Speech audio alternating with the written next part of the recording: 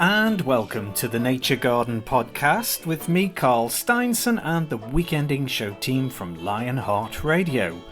It's a chance to take a wander down the garden path and country lane with the birds and the bees and the flowers and trees, and an opportunity to hear stories from the past and present.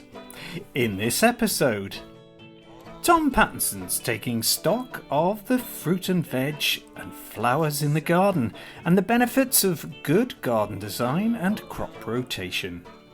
Tom Cadwallender from the British Trust for Ornithology is celebrating the success of a project helping the beautiful Roseate Tern to live here in Northumberland on Coquet Island. And Steve Lowe is checking out the floral gems to be found on derelict land. Plus some top tips for the garden from Tom P. All coming up on the Nature Garden podcast.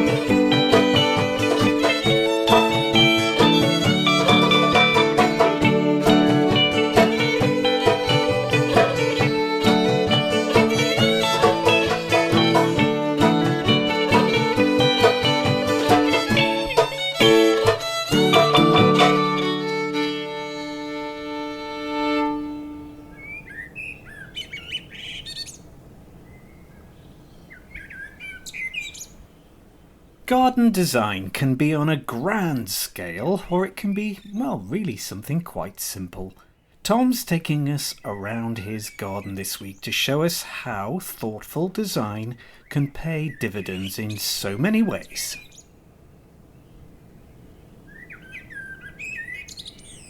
It's midday in the middle third week of June, and I'm doing at the moment what millions of people throughout the country will be doing.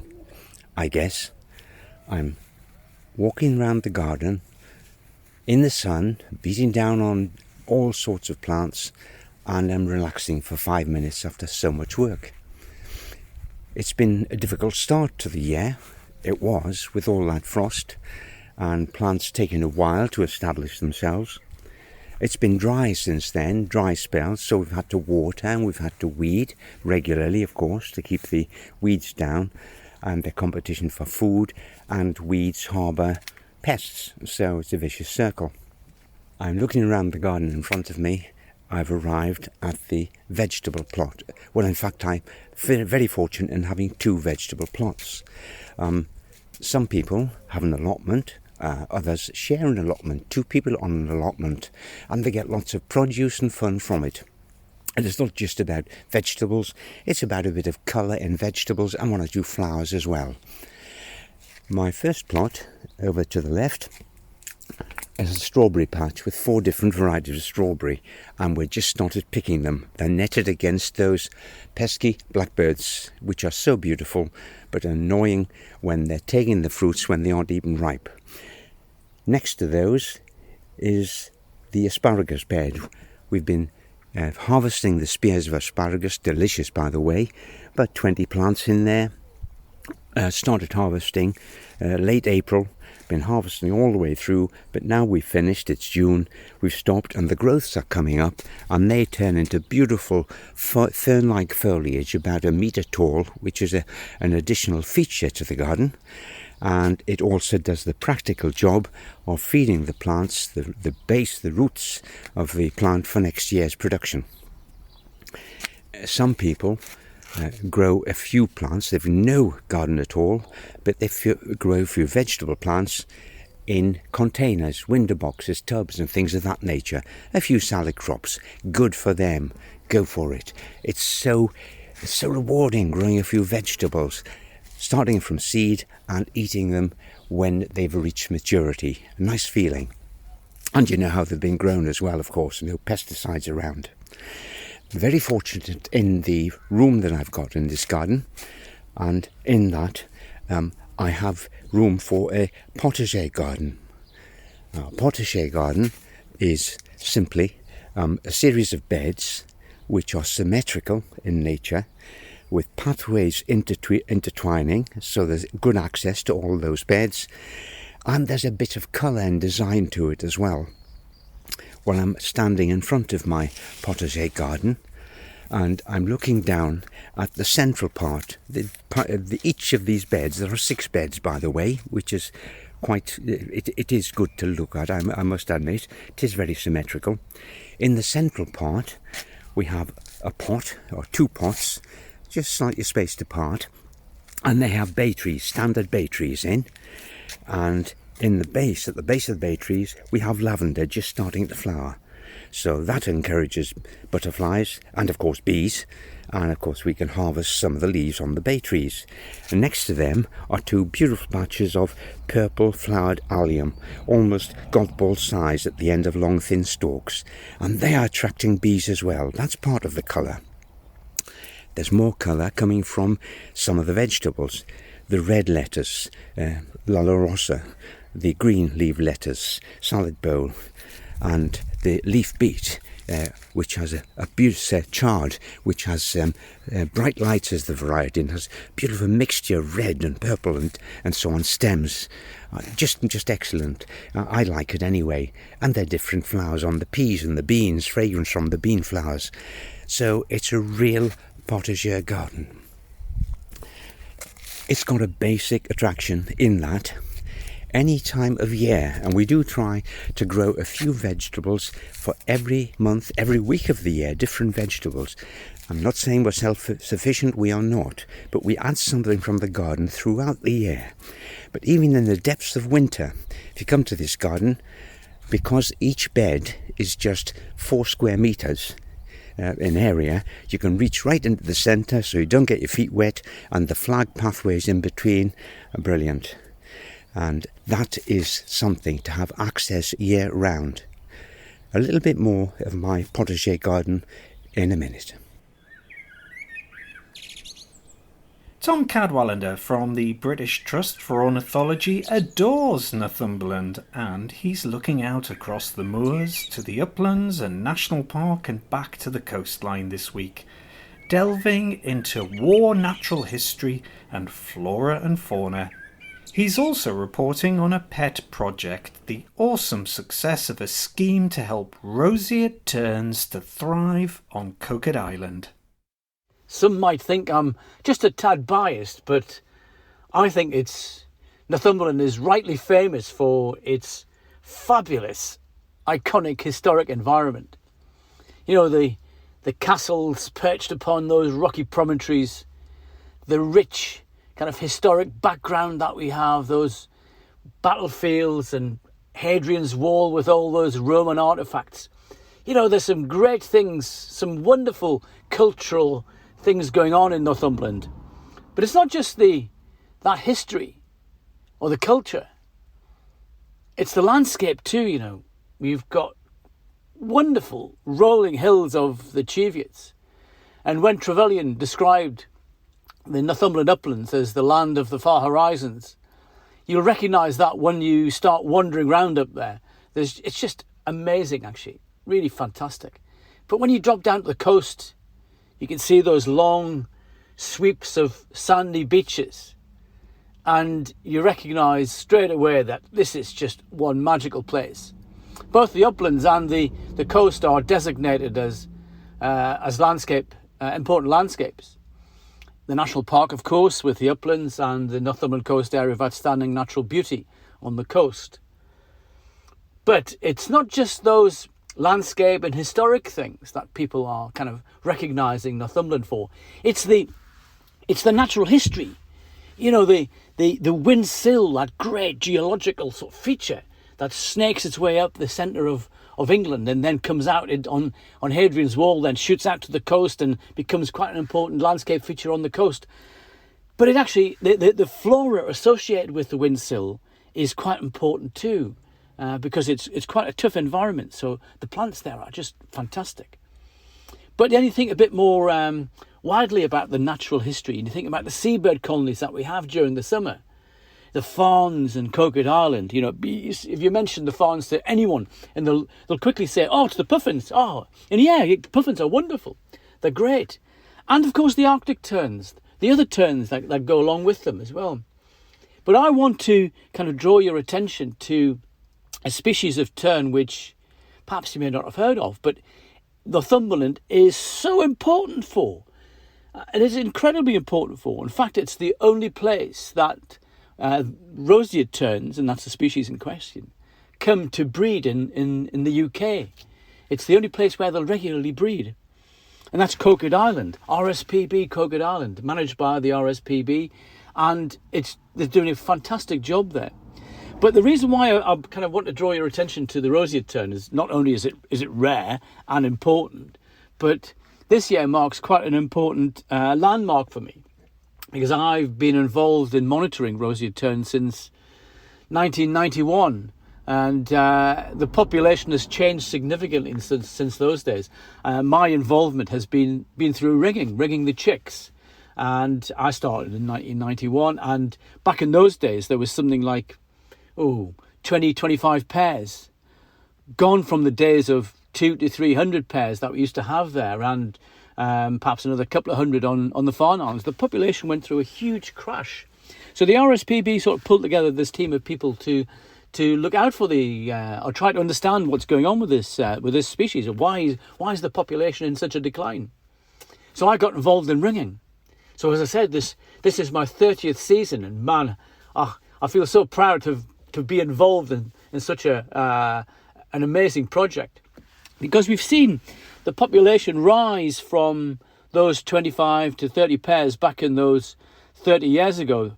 This year looks like it's going to be a record year, another record year. Last year was a record year. We had 130 pairs. So that is incredible, that increase.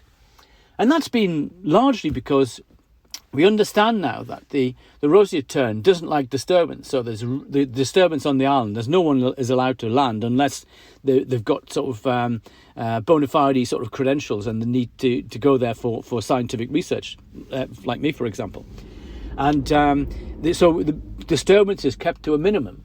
Also, we've brought in nest boxes, which is quite incredible. We kind of recognise nest boxes being used by blue tits and pipe flycatchers and the like. But to get them to roseate terns, these kind of real sort of seafaring species, to use nest boxes is incredible. They've been kind of habitualised over the past 20 odd years to use them, and now they'll actually use them, lay eggs in them, and they'll raise their young in them. But it's quite incredible, actually. We've got, in one time when I started, the birds used to nest right around the island, and it was quite a task even just to find 20-25 nests. But now we've got so many. But there are nest boxes, and we've got them on terraces. And they're really quite easy to see if you take a trip out from Amble with puffin cruisers. You'll see them, the boxes just laid out there, and the birds will just come and fly around them like that. And it's great to see. But we've seen that kind of that change, and you know the nest boxes provided kind of two things really, at both elements of protection. So we have protection against the weather, and we all know how fickle Northumbrian weather can be during the summer. And I've been on Coquet Island, and it's just we've had torrential rain in July, but the boxes provide some level of protection against those kind of bad weather events. But also it provides those boxes provide the chicks with protection against predation, because we have issues with large gulls, the greater blackbacks and the black-headed gulls and that sort of thing. And so the chicks can hide away in the box, and that kind of emulates the kind of the natural nesting environment where they would be in. If it hadn't been for the boxes, they would nest near puffin burrows where they would be able to sneak into the entrance to the burrow for some level of protection. But Roseate Tern is just what an elegant bird, you know.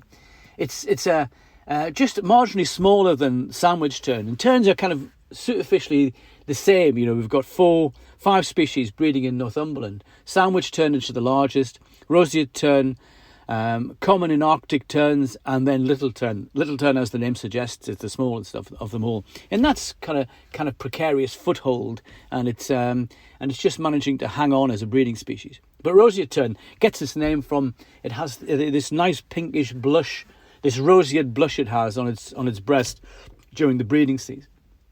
It has this little black cap, just like the other terns.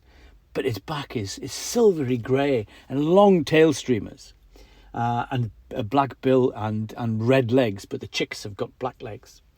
So it's quite a beautiful species, very similar to the other birds. And we've been involved in trying to discover what's been going on with the population. As we say, we've had some improvement in the breeding numbers, which is fantastic. A lot of the birds we were getting in those early days were from Rockabill, it's an island colony of Dublin.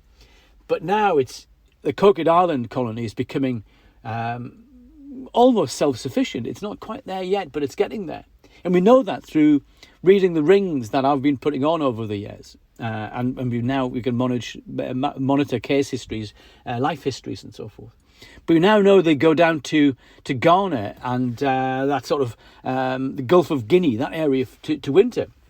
And a couple of seasons ago, we were putting on some geolocators, which are little sort of devices which allow us to plot them on their course. And we know they travel en masse, and they will travel down the UK into the Irish Sea, then down south, straight south through into the Bay of Biscay, then into the Gulf of Guinea off the coast of West Africa.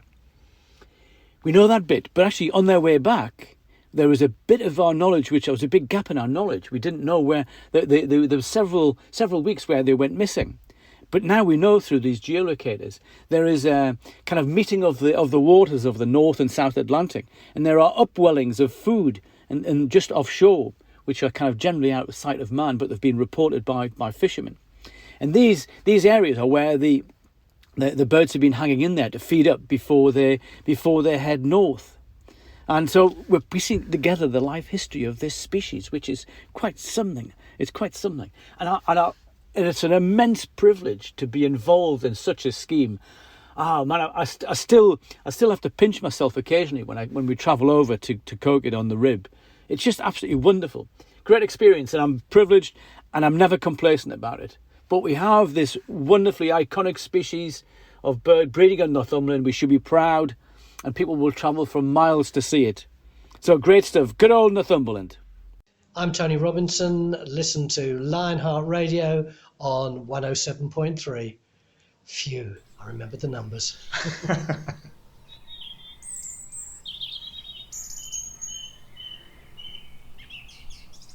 Growing fruit and veg is one of the joys of life for many of us, whether it be a couple of pots or bags for potatoes in the corner, or a raised bed or two if we've got the space, or a couple of things in the cottage garden, or even an allotment. Crop rotation is vital, but what exactly is it? Here's Tom with some warm notes from the summertime garden. Apart from easy access, one of the other beauties of my potager garden is that I can operate a 3-year crop rotation. Let me explain. I have 6 beds here, so 3 lots of 2, let's say. And if I change the crops each year, or the plot that they're growing on, I avoid any build-up of a disease which is attached to a single crop. Say, if it were the potatoes, if I grew potatoes on the same bed each year, the pests would realise this and they'd be queuing up ready for the potatoes to shoot. And the diseases doing the same thing. And there's some terrible diseases can attack onions, potatoes, etc. So we switch them to a different bed each year, and that avoids a build-up of a pest or disease relevant to that particular species of plant. The other thing is, different plants demand different types of conditions for growing. The strong feeders, peas, beans, onions, leeks, they demand to be on land which was manured in the autumn with organic matter. Well rotted organic matter, but they still love that. And that is the way we prepare the land for them. Now next year, the same two plots, or the same plot for the rapid feeders, the strong feeders, that will receive some brassica plants. That's the Brussels sprouts, purple sprouting broccoli, cauliflowers, cabbages, and so on. And all you have to do then is, because it had manure the previous year, you simply have to add some fertiliser and some limestone. The lime is essential because if they're growing on an acid soil, then the acid soil attracts a disease which can affect potatoes severely. So we sweeten it up by adding a dressing of limestone. The third year for that plot, that same plot, well, remember it's a 3-year crop rotation, the brassicas have gone. The third year we will put on that place the root plants, such as the carrot and parsnip and things of that nature, because they like a deep run and they don't need any lime necessarily. This wouldn't thank you for any organic matter. They simply want fertiliser and some moisture to grow. So this is the way they're growing at the moment. The potatoes, which I'm standing in front of, they had a poor start because everyone had a poor start. There was that frost early in the year, and then there's drought followed that. So they didn't show themselves from an Easter sowing, didn't show themselves above ground until 5 weeks after Easter. That's a long period. Now they've grown on so rapidly, they've got flowers on. So I'll be able to harvest some this weekend as tradition demands. My first potatoes for the last week in June. Brilliant. Moving on from those, let's look at the plants which occupy the bed that I said we needed a lot of moisture. I'm weaving my way through the potager pathway here, and I've ended up at the leeks, and it's good old Musselburgh. The Musselburgh leek, which is growing, it's about 30 centimetres tall now. They're thicker than a pencil, possibly a thick marker pen. They're about that size at the moment, the stems, and they will be providing food throughout winter for us. Next to them is an onion, for storage of course, for winter, and that is Robinson's Giant Mammoth Improved, and it is perfect the way it's growing at the moment. The brassicas, there are Brussels sprouts, and there are also at the moment we have the purple sprouting broccoli, and they've got about 30 centimetres to 45 centimetres of growth on. They need netting against the cabbage white butterfly, which lays clusters of eggs under the leaf, and that can defoliate the plant and make a mess of it in next to no time. I'm looking around at the peas and the beans. The pea, it's petit pois, which is the pea. Well, you can eat the pod. I'll pick the label up here. It said sugar snap, of course, and it's derelict. That is the name of the variety, and we've just started harvesting these, and we're eating the flat pods at the moment. Delicious, but of course when they get plump peas in, you eat the whole lot. No shelling. Amazing. We've got some traditional peas early onward near them, and we have to shell those, unfortunately, to get to the goods to eat. The bean is a broad bean, the Sutton, dwarf broad bean, pretty short in growing, about 45 centimetres tall, small pods, but it doesn't need a lot for staking. If you've got a windswept gardening, that is the plant. Oh, can't go without mentioning briefly my sweet corn. This one is not Butch Cassidy, it's a Sundance Kid. The variety is Sundance, and it is ready in this garden by the middle of August every year. I've simply got 16 plants, and they're in a square because they're wind pollinated, and each of those plants will give me 2 cobs. That's 32 cobs to munch our way through from the middle of August deep into September. Can't be bad. Keep looking after your vegetables.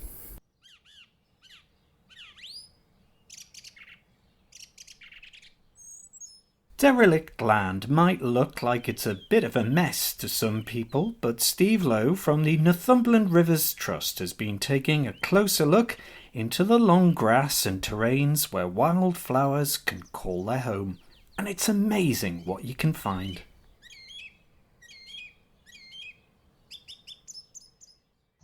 Hello everyone, this is Steve Lowe from Northumberland Rivers Trust, and I'm just taking a wee bit of time out at the coast today on a little bit of land which I would describe as derelict land really more than anything, but it's absolutely alive with wildlife today.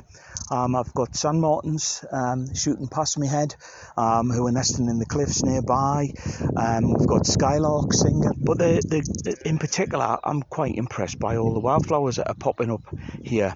On derelict land you quite often get some of the things that are really early colonists, and in particular here there's a lovely stand of northern marsh orchids that have popped through, lovely big purple spikes, so it's obviously slightly marshy in this particular little bit, and we've also got cowslips.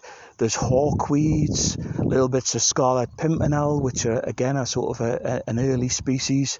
Lots and lots of bloody cranesbill, which is a beautiful flower, very deep cerise rounded flower, which you find on sand dunes in Northumberland, and is actually the county flower. Although its selection as a county flower was all down to the fact that a handful of people voted for it in a national competition. But nevertheless, I think it's a particularly good choice. And then we've got speedwells here, which are coming through, lovely blue with a white eye in the middle. There's obviously a few grasses, a few horsetails as well, and it's just a really nice little area. I'm just gonna have a little wander around and see what else I can find. There's one of my favourites, which is bird's foot trefoil. It's called bird's foot trefoil because it has its seed head looks like the footprint of a coot, and it's got this lovely yellow reddy sort of flower, and the flower itself looks like egg and bacon, which is what we call it, eggs and bacon. Now that's a particularly important plant for lots and lots of butterflies and moths. This particular one I'm looking at the moment has actually got a few hoverflies around it as well, so I'm not going to bore everybody with the names of them. In amongst it there's tormentil, which is a nice yellow flower, and one that you find particularly at the coast called rest harrow, which is another sort of type of pea family as the bird's foot trefoil is. And this rest harrow gets its name because it used to clog up the harrows when people ploughed it in the past, and when you got your harrow clogged up, it was time to rest, so that's how it's got its name. So as I say, this is a really nice little piece of ground. Oh, there's one. Oh, wow, that's great. Now, this is what I was hoping for. It's actually yellow rattle. And yellow rattle is quite a common plant, but not well distributed. It's quite hard to grow. I've got some in my garden this year. And it has a nice leaf, which is serrated, a bit like a tongue. The flowers are yellow and look a little bit like nettle flowers, but bright yellow. Very attractive for insects, but most importantly with this, it gets its name as well, yellow rattle, because when the seed pods are ripe, if you move them about you can hear them rattling. But this is a particularly important plant in areas like this because it's a parasite on grass, so it keeps the grasses quite low, and then the result of that is that other wildflowers can actually get a foothold. So you generally get it on pastures and things like that. So that's a nice one to find. And as I say, there's all sorts here. I'm not a plant expert, but I could bet within in about 10 minutes I could probably identify 30 or 40 different species here, including your clovers and what have you, daisies and things like that, which at the end of the day, some people think of as weeds. I just think of them as plants that are in the wrong place if you don't want them.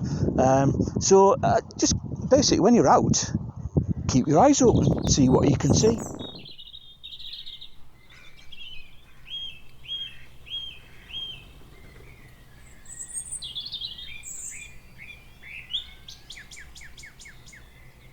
here's Tom with some things to be getting on with in the garden. It's time for jobs for the week, and watering is top of my list. It is at this time of year. It's been so hot and dry recently. I've had to be out watering the vegetables, giving some to the fruit trees and bushes, and of course some to the flowering plants outside, the bedding plants that we've put out about 2 or 3 weeks ago, and we can't let them die off now, so we've got to give water where possible. The tomatoes, they're demanding water twice a day, first in the morning, later in the afternoon, and I put it over the foliage in the morning because it's absorbed through the leaves as well as the roots. Similarly, you can foliar feed them, spreading something like maxicrop in water over the leaves. They take it in that way, or traditional way, put it in where the roots are. But I'm starting to feed them as well at the moment, because the original compost they were planted into has lost a lot of its NPK, nitrogen, potassium, phosphate, and it's time on a weekly basis, once the first fruits have set, or the truss has set on your tomatoes, to give them that weekly feed, and I am doing that now. So don't miss that bit out. Keeps healthy tomatoes. Outside, I have lined up alongside the greenhouse pots of chrysanthemum.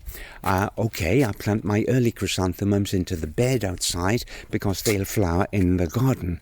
But the late chrysanthemums, which these are, there are about 20 of them in pots.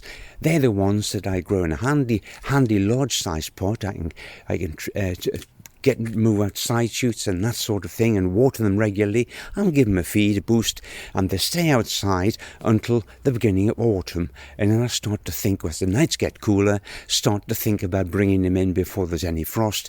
And I can have a choice I've made earlier in the year as they're growing, whether I have a spray with lots of different smaller flowers on, or I go for 3 or 4 large blooms and disbud them.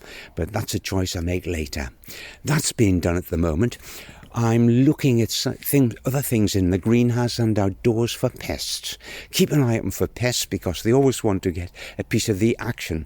On the peppers, the sweet peppers and the chili peppers, I've noticed colonies of aphids, green flies starting. So ordinary water for those, they're edible plants, so there's certainly no insecticide used on edible plants in this garden. So I just spray water on them, or if that fails, just get finger and thumb and rub them out. Out in the garden, we have the broad beans, and if you look at the growing tips of your broad bean plants, you might see a layer of black, and that's the black aphid. A traditional way of getting rid of those is to get your finger and thumb in, nip the centre out, and dispose of the tip with the colony of aphids on. I'm looking at the potatoes because it's the 3rd week in June. We're going up to the last week in June, and traditionally this is the time to dig them, so I'll be digging those this weekend. See try one shore anyway, or one potato home, dig it up and see if we can get a nice tasty treat from that. I'm looking at catch crops in between the sowing of the vegetables. It's about 5 weeks now since we sowed the leaf lettuce and the radishes, and they'll keep going as long as we keep watering. They'll remain sweet, good to pick. But now's the time, about a month after sowing, to start sowing again, so that you have continuity throughout the season. Trimming of hedges has started as well. That's the thing I've been waiting for. All of the fledgling birds are out of their nests and away by now, so I can get on with the trimming of the hedges. Before I do it, I just remind you, for safety's sake, I get the back of a rake, one of those springback rakes used for raking moss out of a lawn. If you're interested in that sort of thing, I do have one. I go over the hedge, every piece of the hedge, and I give it a gentle thrashing just to make sure there are no wasps or hornets' nests in there. And I look at the base, so there's no holes at the base. With them, they either build a large paper ball, these wasps, in the hedge, and it's quite a surprise if you're cutting with a noisy machine and suddenly all these wasps are flying around your ears. Trust the hedge first before you start cutting. No surprises. And of course, please wear protective gear if you're going to cut the hedge. Cover your eyes, eye shields, something on your head, gloves, and keep, if it's an electrical device you're using, keep an eye on the cable. Don't cut through it, and have a device fitted to the socket anyway, that in the event of any accidental cutting or any problem with the electricity, it cuts it off immediately. That could save your life. On a more gentle note, please, whatever you're doing in the coming week, enjoy your gardening.